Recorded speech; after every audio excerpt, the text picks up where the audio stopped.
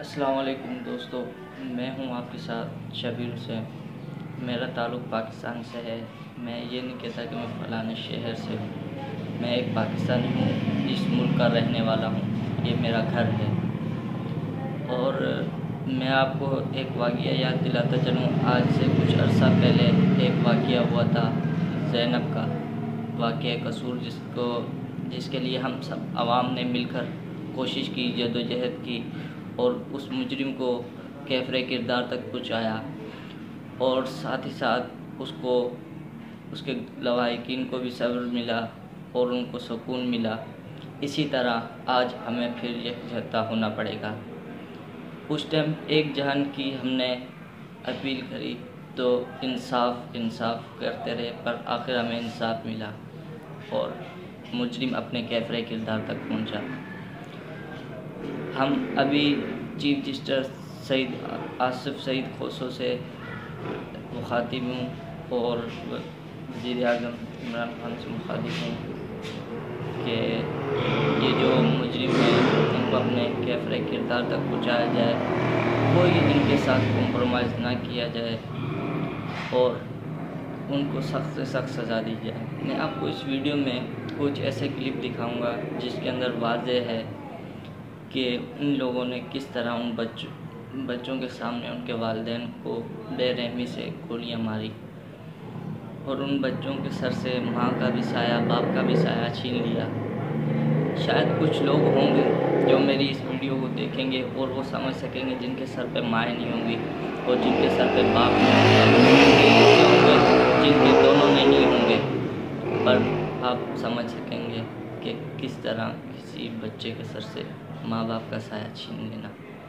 और इस वाक़ये को मैं ये तो नहीं कहूँगा कि ये किस वजह से किया गया, पर मैं आपको दिखाऊँगा कि किस तरीके उनका सामान भी लूट लिया गया, बेरहमी से मारा गया, बच्चों को पेट्रोल पंप पे छोड़कर भाग गए और उन बच्चों को ज़ख्मी हालत में अस्पताल तक ना पहुँचा सके। आइए चलते हैं वीडियो की तरफ। फिर मैं आप सब लोगों से अपील करूंगा इस वीडियो को ज़्यादा से ज़्यादा शेयर करें ताकि आला हुकाम तक मेरा ये पैगाम पहुँचे और हम उनकी सिर्फ सज़ा मांगते हैं तो बीच चौराहे पर फांसी। जब एक बच्ची के लिए सज़ाए मौत दी जा सकती है तो फिर इन 4 कुर्बानियों को भी हम ज़ाया नहीं जाने देंगे।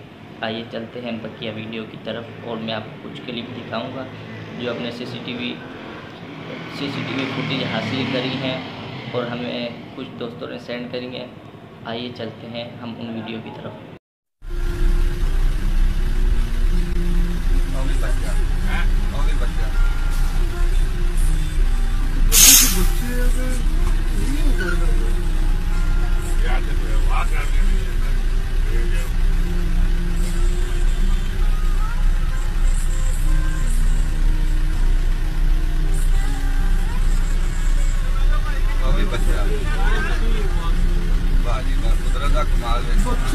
फैरी की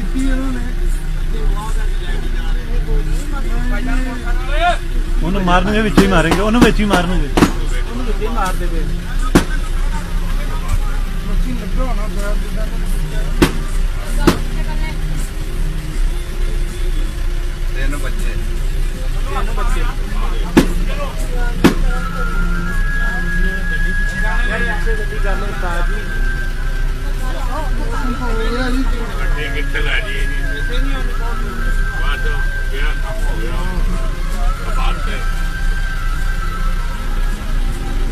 मार कितनी फायरिंग हुई है?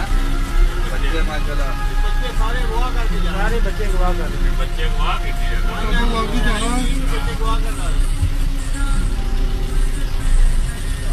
बच्चे देखो फायरिंग उन्होंने की थी, बच्चे लेके निकल गए।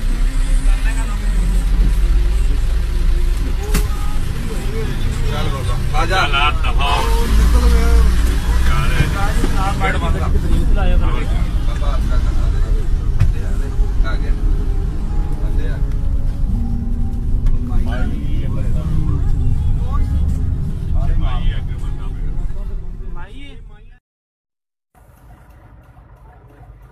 बंदे सारे मार गया।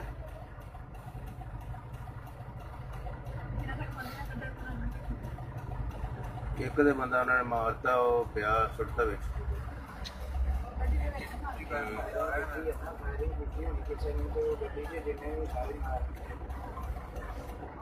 ਉਹ ਬੰਦੇ ਇੱਧਰ ਨੂੰ ਹੀ ਨੇ ਜਿਹੜੇ ਸਾਰੇ ਬੰਦੇ ਕਹਿੰਦੇ ਫੜੇ ਦੂਏ ਇਹਨਾਂ ਮਗਰ ਹੀ ਆ ਰਿਹਾ ਸੀ ਇਹ ਤੇ ਮਗਰ ਹੀ ਆ ਰਿਹਾ ਸੀ। ਆਹੋ ਤੇ ਉਹ ਦੇਖੋ ਡਿੱਗੀ ਦੇ ਵਿੱਚੋਂ ਮੁਰਸ਼ਿਦ ਬੈਗ ਡਿੱਗੀ ਦੇ ਵਿੱਚ ਵਾੜੇ ਜੀ ਬੰਦਾ। ਇਹਨਾਂ ਦੇ ਮਗਰ ਲੱਗੇ ਸੀ ਇਹ ਬੈਗ ਡਿੱਗੀ ਦੇ। ਕਿਉਂ ਬਈ? ਹਾਂਜੀ ਇਹ ਇਹਨਾਂ ਦੇ ਮਗਰ ਇਹਨਾਂ ਦਾ ਕੋਈ ਝੋਲਾ ਹੈਗਾ ਉਹ ਭਾਈ ਮਾਰੇ ਪੁਲਿਸ ਨੇ। ਇਹਨਾਂ ਨੇ ਮਾਰਿਆ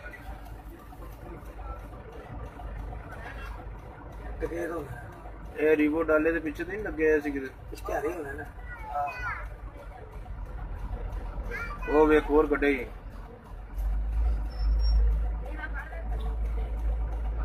ਦੋ ਕੱਢ ਲਏ ਨੇ।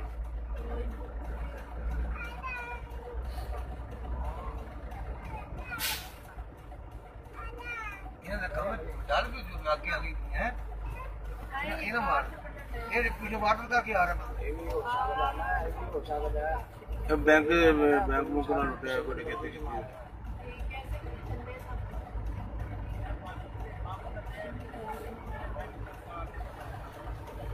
ਉਹਨਾਂ ਨੇ ਜਦੋਂ ਮੁਰਸ਼ਿਦ ਫਾਇਰਿੰਗ ਕੀਤੀ ਹੈ ਨਾ ਉਦੋਂ ਉਹ ਇੱਕ ਹੋਰ ਕੱਢਿਆ ਜੀ ਤੀਸਰਾ ਵੀ। ਤਿੰਨ ਬੰਦੇ ਨੇ ਬੱਚੇ ਨੇ ਬੰਦੇ ਇਹ ਔਰਤ ਤਾਂ ਨਹੀਂ ਇਹ ਹੋਰ ਦੇਖ ਮਾਈ ਇੱਕ ਬਾਈ ਆ ਦੇਖ ਇਹ ਆਨੇ ਨੇ ਇਹ ਦਹਿਸ਼ਤਗਰਦ ਨੇ ਉਹ ਬੰਬ ਉਹਨਾਂ ਨੇ ਕੱਢਿਆ ਇਹਦੇ ਮਗਰ ਲਾਹੌਰ ਤੋਂ ਲੱਗੇ ਨੇ।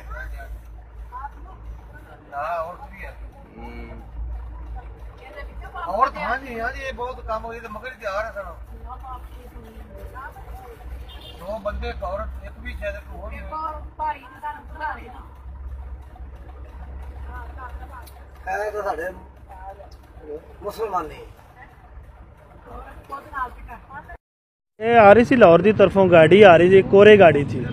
वो मगरों एलीट वाली गाड़ी आई है, उन्हें फायरिंग की है। फायरिंग करके दो औरतें दो बंदे उन्हें मार दिए, 3 बच्चे निकाल लाए विचों, एक बच्चा जख्मी भी है वो लै गए। यही बयान कोई मजामत नहीं की, असी कोई नहीं वेखी उन्हों की मजामत। सारे एलीट वालियां दे फायर होए ने, उन्हों दा कोई फायर कोई असी नहीं वेख्या जी। मौके ते असी लाशां कढ़दे रहे असी वेंदे रहे, असी नहीं वेख्या उन्हों दा कोई असला। 3 कोई बैग भी सी, छापर कपड़ियां वाला, इस तरीके उन्हों दे फैमिली दा समान भी थी, वो भी पुलिस वाले लै गए।